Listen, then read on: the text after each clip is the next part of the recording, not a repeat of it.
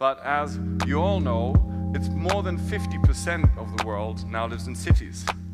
And the most terrible thing about that is that they spend 87% of their time indoors. Even that wouldn't be the worst problem of all problems, but the problem is actually artificial environments.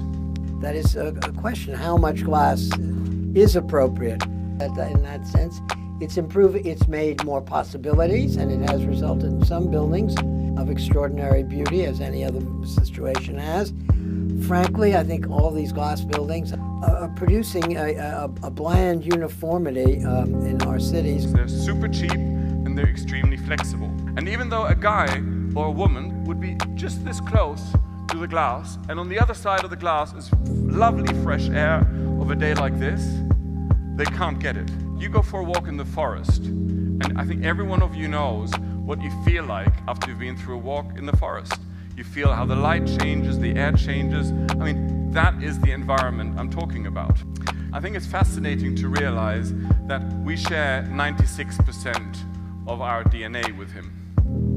And if you then look at the things that he enjoyed, I go, well, I like that too. If you then think of him entering a lot of our buildings, you start to think, well, maybe he would find some of our buildings really uncomfortable and not such a pleasure. Deeply embedded in us, in our Greco-Roman, Judeo-Christian, Islamic, Hindu love, deep inside of us, we share common dreams, common psychologies that make us up. Feelings, the understandings that are deeply rooted in you are evoked. The challenge in the modern world is to bring all of that kind of flavor, if you would, back into the sprawl, mall, tall chaos that is draining the very spirit out of us.